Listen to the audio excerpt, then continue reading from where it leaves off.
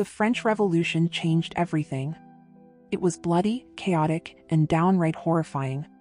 In just 10 years, France went from a kingdom to a republic, bathed in blood. The fight for a new world turned into a nightmare. Despite the bloodshed, the revolution laid the groundwork for modern democracy, reshaping the world as we know it, and forever altering the course of Europe. Today, we explore some of the most dreadful atrocities that marked this tumultuous period. This is the story of the complete insanity that characterized the French Revolution. Crowd violence and mob justice. Our first stop on this journey into the horrors of the French Revolution is the terrifying behavior of the revolutionary crowds. The crowd's behavior was a brutal mix of desperation, anger, and vengeance. Hunger was rampant, and patience was in short supply, and soon rioting, looting, and a general threat to public order became the norm. In the early days, moderate reforms were aimed at abolishing noble titles and establishing equality under the law. But these steps did little to quell the hunger and frustration of the masses. With the king's control collapsing, the people turned on any semblance of authority. One of the most gruesome displays of this new order was the public killing of Joseph-François Foulon de Douai. He had the misfortune of being captured by the mob, who accused him of hoarding food. The mob, acting as judge, jury, and executioner, dragged him through the streets, brutally beating him before hanging him from a lamppost. His son-in-law, Louis Benign François Berthier de Sauvigny, suffered a similar fate. Accused of being part of the nobility, he was killed, and both men's heads were mounted on pikes and paraded through Paris. The revolutionaries also sought to erase the symbols of the old regime. They toppled statues of past monarchs, erasing the traces of the old kings. But the violence wasn't just symbolic. Marie-Thérèse Louise de Savoy-Carignan, a close friend of Marie Antoinette, was handed over to a mob when she refused to swear an oath of loyalty to the revolution. Accused of engaging in homosexual acts with the Queen, she was brutally murdered, and her body mutilated by the angry crowd. One of the most infamous acts of crowd violence was the storming of the Bastille on July 14, 1789. This fortress prison was a symbol of royal tyranny and held 250 barrels of gunpowder the revolutionaries desperately needed. The Bastille, with its 8 towering, 22-meter-high towers and thick walls, seemed impregnable. Yet, the enraged mob tore it down with their bare hands, after overwhelming the guards. The prison governor, Bernard-René de Launay, was captured, beaten, and eventually beheaded. His severed head was placed on a pike and paraded through the streets, a chilling warning to anyone who dared oppose the revolution. On October 5, 1789, a different kind of mob emerged. A large crowd of mostly women, furious over the steep price of bread, marched to Versailles. Dismissed initially, their anger boiled over. The palace walls, once a symbol of impenetrable power, were breached. A single shot from a guard ignited a powder keg of rage. The crowd swarmed the palace. 2 bodyguards were decapitated, and their heads were carried on poles by a crowd that even included children. This act of desperation and fury led to the royal family being forcibly returned to Paris. The September massacres of 1792 were perhaps the most horrific example of mob violence. Over 5 days, revolutionaries slaughtered more than 1,200 prisoners, including priests and nuns.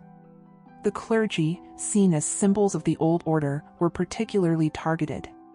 Mobs stormed convents and prisons, beating and hacking their victims to death with clubs, pikes, and axes. One of the most chilling episodes involved Louis Hercule Timoleon de Cosse-Brissac, Duc de Brissac. He was captured, beheaded, and his severed head was paraded on a pike to the apartment of his lover, Madame du Barry, causing her to faint in absolute horror. The Reign of Terror. The Reign of Terror, a period from 1793 to 1794, epitomized the complete insanity of the French Revolution. In just under a year, over 27,000 men, women, and children lost their lives, 17,000 executed and 10,000 perishing in prison. This phase of the revolution was particularly brutal and chilling, as revolutionary zeal gave way to rampant bloodshed. Maximilien Robespierre and his extremist Jacobins launched the Reign of Terror to crush dissent. Their initial goal of freedom and equality quickly twisted into a hunt for anyone deemed a threat. The Law of Suspects, passed in September 1793, granted the government broad powers to accuse nearly anyone of rebellion. This law targeted priests, driving Catholicism underground, and led to the imprisonment and execution of anyone remotely associated with the old nobles. In just 2 years, about 500,000 people were accused of being counter-revolutionaries, a staggering number for the time. Prisons overflowed, and many were put under house arrest. Of those accused, around 16,000 were executed, and many thousands died in prison. Under the law, anyone whose conduct, relations, or language indicated they were partisans of tyranny and enemies of liberty faced arrest and trial. By June 1794, overcrowded prisons in France, particularly in Paris, led to the enactment of the Law of 22 Prairial, or the Law of the Great Terror. This law, proposed by Georges-Auguste Couthon and likely written by Robespierre, drastically simplified the judicial process. Trials could now be concluded in just 3 days, without witnesses or defense counsel, and the tribunal had only 2 possible verdicts, acquittal or death. The law also mandated that citizens must denounce suspected conspirators, with Couthon famously declaring, for a citizen to become suspect, it is sufficient that rumor accuses him. As a result, thousands were executed for absurd reasons like spreading false news or seeking to inspire discouragement. Executions per day surged dramatically, and many of those killed were undoubtedly innocent. One particularly poignant example of the terror's reach involved 16 Carmelite nuns. In September 1792, these nuns were forced from their convent due to anti-Catholic measures. Continuing their religious duties in secret, they were eventually arrested in July 1794 during the final days of the Reign of Terror. Accused of conspiracy and treason without lawyers or witnesses, the nuns were quickly declared guilty. On July 17, they were taken to the guillotine. As they were executed one by one, they sang a powerful hymn, their voices unwavering until the last sister was beheaded.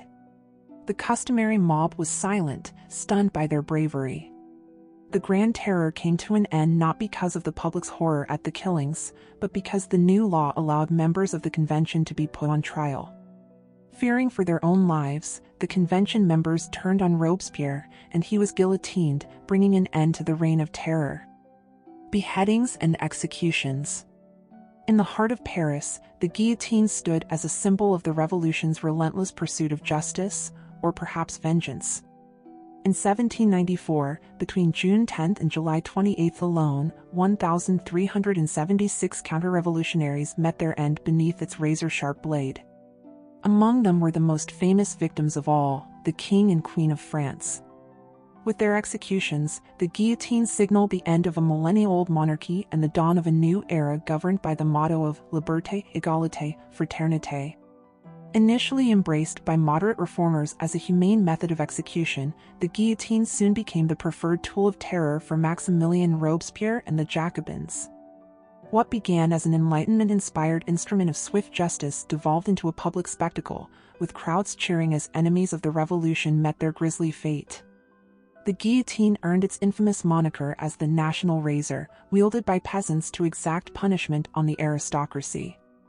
Each execution was steeped in ritual and mockery, with condemned prisoners paraded through the streets to the jeers of the public. Yet, amidst the bloodshed, a grim irony emerged. Those who had once advocated for the guillotine found themselves facing its merciless blade. Charles-Henri Sanson was the Revolution's most famous executioner, and he oversaw the deaths of kings and queens, revolutionaries and counter-revolutionaries alike. The Duke of Orleans was a member of the House of Orleans. He actively supported the French Revolution and adopted the name Philippe Égalité, but was still guillotined during the Reign of Terror. Also, Georges Danton, a key figure in the early days of the Revolution, met his end at the guillotine's edge. So did Maximilien Robespierre, the architect of the Terror, who began his revolutionary journey with noble intentions but succumbed to the corrupting influence of power. In a twist of fate, he met the same fate he had meted out to so many others. Charlotte Corday, hailed as a hero by some and a traitor by others, dared to challenge the Reign of Terror by assassinating Marat, one of its most fervent proponents. Her act of defiance only sealed her own fate, as she too was condemned to die beneath the guillotine's blade. And among the fallen nobility was Antoine Lavoisier, the father of modern chemistry, and Olympe de Gouges, a playwright and activist, who dared demand equal rights for women. She was deemed deluded, and met her ultimate demise under the blade. Mass murder. The French Revolution was not just a struggle against the monarchy but also a series of brutal internal conflicts, including many civil wars and potential genocides. One of the most harrowing episodes was the Battle of Nantes and the subsequent purge led by Jean-Baptiste Carrier. Nantes was a revolutionary stronghold surrounded by royalist countryside. When the region rebelled, the new French government decided to eradicate any lingering monarchist support.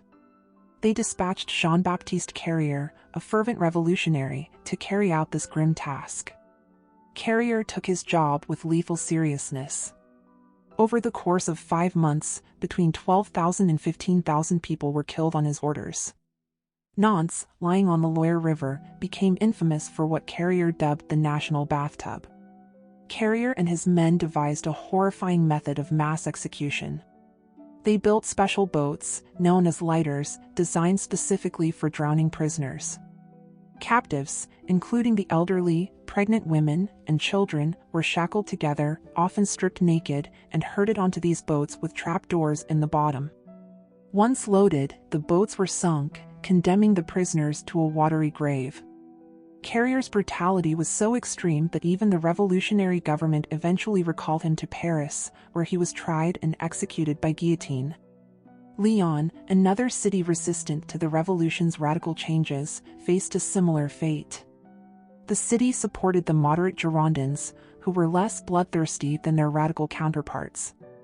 In 1793, Lyon became a target for the revolutionary leaders, who saw it as a bastion of royalist support. After a brutal siege that claimed close to 2,000 lives, the revolutionaries captured the city. But their plans for Lyon went beyond mere conquest. In October 1793, the National Convention decreed that Lyon should be destroyed. They ordered the confiscation of all weapons and the demolition of buildings inhabited by the wealthy, sparing only the homes of the poor, factories, and a few monuments. The city was to be renamed Liberated City, Villefranche, and a column would be erected with the inscription, "Lyon made war on liberty, Lyon is no more." Fortunately, this plan was never fully realized, but the intent was clear, to erase Lyon from history. Perhaps the most devastating conflict was the war in the Vendée. Initially, the revolutionary government targeted the Catholic Church for its wealth and influence. They oscillated between atheism and the cult of the Supreme Being, but were united in their desire to dismantle the old Catholic system. However, in the Vendée, the local population rose up to defend their priests and churches. When the government ordered the formation of a conscript military unit, the people of Vendée rebelled, forming the Catholic and Royal Army. Alarmed by this resistance, the government sent in the army. After several fierce battles, the revolutionary forces defeated the Catholic and Royal Army. But the government was determined to quash any future uprisings. General Louis-Marie Turreau led 12 columns of troops to devastate the Vendée. They burned farms, villages, and forests, killing without mercy. General François-Joseph Westermann reported back to the government with chilling words, "There is no more Vendée. According to the orders that you gave me, I crushed the children under the feet of the horses, massacred the women who, at least for these, will not give birth to any more brigands. I do not have a prisoner to reproach me. I have exterminated all."